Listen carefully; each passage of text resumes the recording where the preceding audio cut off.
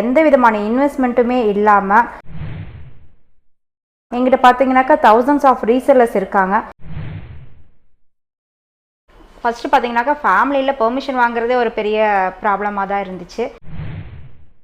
பார்த்தீங்கன்னா நம்பிக்கையின்மை ஒரு இந்த பிஸ்னஸில் வந்துட்டு என்னை நம்பி பணம் போட்டு வாங்குறதே ஒரு டிஃபிகல்ட்டாக இருந்துச்சு.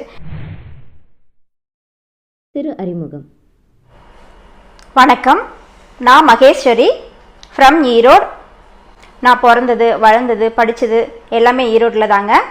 நான் பிகாம் வரைக்கும் படிச்சிருக்கேன். லா படிக்கணும்னு ஆசைப்பட்டேன். பட் அதுக்குள்ளே மேரேஜ் ஃபிக்ஸ் ஆகிடுச்சு. எனக்கு ஸ்னேகா சிவானி ஸ்ரீன்னு 2 பெண் குழந்தைங்க இருக்காங்க. நான் ட்ரிபிள்எஸ் மகி கலெக்ஷன் சொல்லிட்டு ஆன்லைனில் சாரீஸ் சேல் பண்ணிகிட்ருக்கேன். அது இந்தியாவில் மட்டும் இல்லாமல் ஆல் ஓவர் வேர்ல்டுலேயும் ரொம்ப சக்ஸஸ்ஃபுல்லாக பண்ணிகிட்ருக்கோம். எப்படி தொடங்குச்சு இந்த பயணம்? தொழில் ஆர்வம் எனக்குள்ளே எப்படி வந்துச்சு அப்படின்னு சொல்லி பார்த்தீங்கன்னாக்கா, சின்ன வயசுலேருந்தே நான் ஏதாவது சாதிக்கணும் அப்படின்னு சொல்லிட்டு ஆசைப்பட்டேன். காலேஜ் படிச்சுட்டு இருக்கும்போதே குழந்தைங்களுக்கு எல்லாம் டியூஷன் எடுத்து கொடுத்துட்டு இருந்தேன். ஆஃப்டர் மேரேஜ் 2 குழந்தைங்களுக்கு பிறகு நான் வந்து எனக்கு தேவையானதையும் என் குழந்தைங்களுக்கு தேவையானதையும் வாங்குறதுக்கோ எதுனாலும் ஒருத்தரை டிபெண்ட் பண்ணி தான் இருக்கிற மாதிரி இருந்துச்சு. அப்படி இல்லாமல் நானே எனக்கானதை வாங்கிக்கணும், என் குழந்தைங்களுக்கு தேவையானதையும் நானே வாங்கிக்கணும் அப்படின்னு சொல்லி ஆசைப்பட்டதால தான் ஒரு பிஸ்னஸ்க்குள்ளே வந்தேன். நான் ஆரம்ப காலகட்டத்தில் உடனடியாக இந்த பிஸ்னஸ் ஸ்டார்ட் பண்ணல. சின்ன சின்ன பிஸ்னஸ் பண்ணிகிட்டு இருந்தேன். அது என்னென்னு பார்த்தீங்கன்னாக்கா, ஸ்டிச்சிங் பண்ணி கொடுத்துட்ருந்தேன். அதுக்கப்புறம் ஆம்வே பண்ணினேன். ஆம்வேல தான் ஒரு சேல்ஸ் எப்படி பண்ணணும் அப்படின்றத கற்றுக்கிட்டேன். அதில் பார்த்தீங்கன்னாக்கா வெளியுலக அனுபவம் எனக்கு நிறையா கிடைச்சிது. நிறையா பீப்புள்ஸை மீட் பண்ண வேண்டிய வாய்ப்பு எனக்கு இருந்துச்சு. அதுக்கப்புறம் நாங்கள் ஃப்ரெண்ட்ஸுங்க 4 பேர் சேர்ந்து ஹேண்ட் ஸ்டாக் எடுத்து வச்சு சாரீஸ் சுடிதார் மெட்டீரியல்ஸ் எல்லாமே எடுத்து சேல்ஸ் பண்ணிகிட்ருந்தோம். அப்புறம் பார்த்திங்கன்னா எனக்கான ஒரு தனியான ஐடென்டிட்டியை உருவாக்கணும் அப்படின்னு தோணுச்சு. அப்போ தான் எங்கள் யூனிட்டில் இருக்கிற சாரீஸை எடுத்து ஆன்லைனில் சோசியல் மீடியாஸ்லாம் போஸ்ட் போட்டு சேல்ஸ் பண்ண ஆரம்பித்தேன்.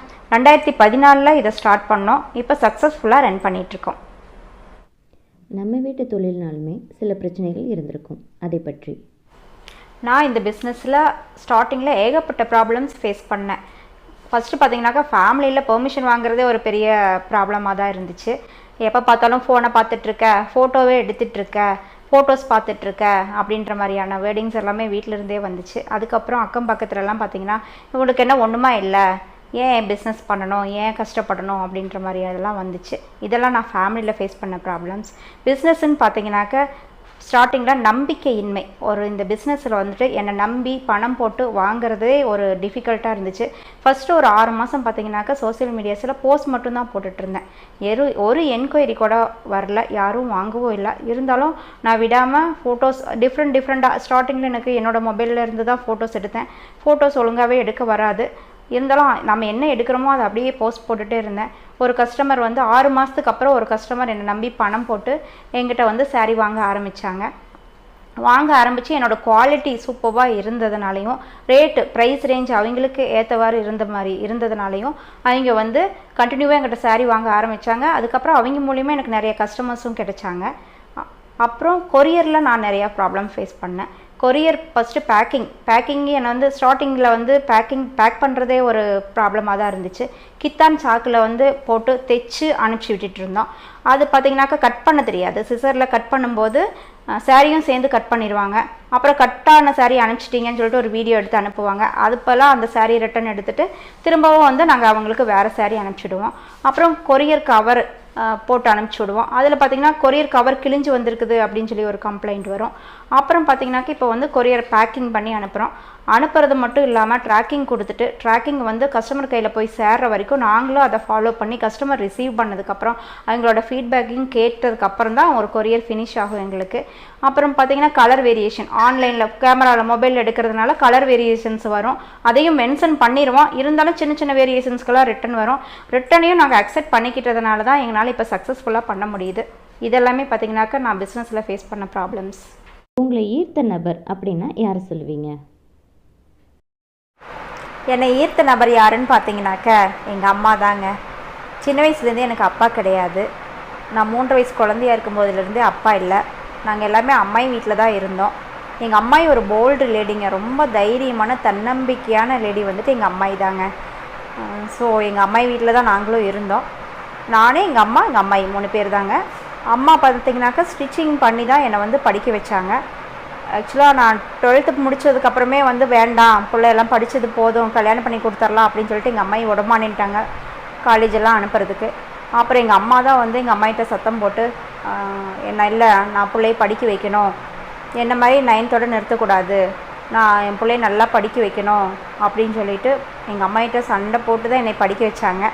காலேஜ் முடித்ததுக்கப்புறம் என்னை இன்னும் அது மட்டும் இல்லை, இன்னும் ஒவ்வொரு இடத்துலையும் எங்கேயா இருந்தாலும் நான் அப்படின்னு ஃபேஸ் கொஞ்சம் சோர்ந்துருந்தா கூட கண்ணு தைரியமாக எதையாக இருந்தாலும் சமாளிச்சுக்கலாம், நான் இருக்கேன் உன்னோட அப்படின்ட்டு இந்த வேர்டு பார்த்திங்கனாக்கா எப்போ பார்த்தாலும் எங்கள் அம்மா என்கிட்ட சொல்லிகிட்டே இருப்பாங்க.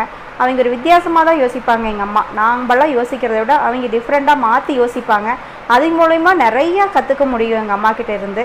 இன்னுமே எங்கள் அம்மா ஒரு போல்டு லேடி தாங்க. என்னை ஈர்த்த நபர் யாருன்னு பார்த்திங்கனாக்கா எங்கள் அம்மா தாங்க. உங்களோட தயாரிப்புகள் பற்றி சொல்லுங்கள் மகேஸ்வரி. நாங்கள் pure silk sarees and mixed silk sarees ரெண்டும் பார்த்திங்கன்னா மேனுஃபேக்சரிங் பண்ணி கொடுத்துட்ருக்கோங்க. எங்ககிட்ட ஸ்டார்டிங் ப்ரைஸ் 800லேருந்து 25,000 வரைக்கும் இருக்குதுங்க. எங்ககிட்ட வெரைட்டி ஆஃப் சாரீஸ் என்னென்னு பார்த்தீங்கன்னாக்கா pure silk, mixed silk, semi silk cotton and means cotton veshti shirt, kids பாவாடை தாவணி எல்லாமே அவைலபிளாக இருக்குங்க. ஆர்டர் பேசிஸ்லையும் பண்ணி கொடுத்துட்ருக்கோம், யூனிஃபார்ம் ஆர்டர்ஸ் எடுத்தும் பண்ணி கொடுத்துட்ருக்கோம். இப்போ உங்களுக்குலாம் ஏதாவது வீட்டில் ஃபங்க்ஷன் செட் சாரீஸ் வேணும் அப்படின்னீங்கனாக்கா ஒரு 10 சாரீஸ் அப்படின்னாக்கா நீங்கள் கொடுக்குற டிசைனில் நாங்கள் பண்ணி கொடுத்துட்ருக்கோங்க. இப்போ நான் வேர் பண்ணியிருக்கிற சாரீஸ் கூட செமி சில்க் காட்டன் தாங்க, எங்கள் யூனிட்லேருந்து வந்த சாரீஸ் தாங்க. உங்ககிட்ட இருந்து பெண்களுக்கு கிடைக்கக்கூடிய வாய்ப்புகள். என்னோடய பிஸ்னஸை பொறுத்த வரைக்கும் பெண்களுக்கான வாய்ப்புகள் என்னென்னா ரீசெல்லிங் ஆப்ஷன்ஸ். ரீசெல்லிங்னா என்னென்னு பார்த்தீங்கன்னாக்கா எந்த விதமான இன்வெஸ்ட்மெண்ட்டுமே இல்லாமல் அவங்க என்னோடய சாரீஸ் எடுத்து சேல்ஸ் பண்ணும்போது அதில் நான் வைக்கிற ரேட்டை விட ஒரு 100 rupees ப்ராஃபிட் வச்சு சேல்ஸ் பண்ணுறப்ப அவங்களுக்கு ஒரு இன்கம் கிடைக்குது. அந்த இன்கம்மை அவங்களே வச்சுக்கலாம். அது மட்டும் இல்லாமல் வீட்லேயும் சாரீஸ் வாங்கி வச்சு பிஸ்னஸ் பண்ணலாம். எங்கிட்ட பார்த்தீங்கன்னாக்கா thousands ஆஃப் ரீசெல்லர்ஸ் இருக்காங்க. நான் thousands ஆஃப் ரீசெல்லர்ஸை உருவாக்கிக்கிறேன் அப்படிங்கிறதுல எனக்கு ரொம்ப சந்தோஷமாகவும் இருக்குது.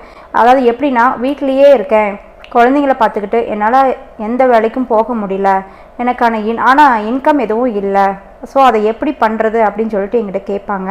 அப்போ நான் சொல்லுவேன், வாங்க என்னோடய பிஸ்னஸை பண்ணலாம், ஆன்லைன்லேயே பண்ணலாம். ஸோ எங்கேயும் வெளியில் போக தேவையில்லை, வீட்டில் இருந்துகிட்டே உங்களோட மொபைல்லையே வாட்ஸ்அப் குரூப் வச்சு ஆன்லைனில் சேல்ஸ் பண்ணலாம் அப்படின்னு சொல்லி நான் எப்படி பண்ணுறது அப்படின்ற டிப்ஸையும் நான் கொடுப்பேன். ரீசெல்லர்ஸ் எல்லாம் பார்த்தீங்கன்னாக்கா எனக்கு ஒரு கஸ்டமராக மட்டும் இல்லாமல் என்னோடய ஃப்ரெண்ட்ஸாகவும் ஃபேமிலி மெம்பர்ஸாகவும் தான் இருப்பாங்க. அவ்வளோ ஒரு க்ளோஸாக தான் இருப்பாங்க. எல்லாமே டிஸ்கஸ் பண்ணி போனாங்க.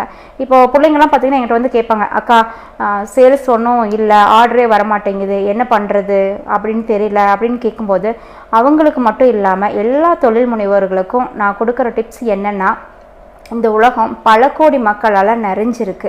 நம்ம தான் தேடுறத ஸ்டாப் பண்ணிக்கிறோம். நம்ம தேடிக்கிட்டே இருக்கணும். புதுசாக கஸ்டமர் வந்துக்கிட்டே இருப்பாங்க. நம்ம தேடலை எங்கேயும் நிறுத்தவே கூடாது. நம்ம குவாலிட்டியான பொருளை கொடுக்கும்போது கஸ்டமர்ஸ் அதை யூஸ் பண்ணி பார்த்துட்டு அதை மற்றவங்களுக்கு சொல்லும் போதும் நமக்கு கஸ்டமர்ஸ் இன்க்ரீஸ் ஆகிட்டே இருப்பாங்க. ஸோ இதுதான் என்னோடய பிஸ்னஸில் இருக்கிற தொழில் வாய்ப்புகள். எனக்கு இப்படி ஒரு வாய்ப்பை ஏற்படுத்தி கொடுத்த அனைத்து நல்லுள்ளங்களுக்கும் மிக்க நன்றி.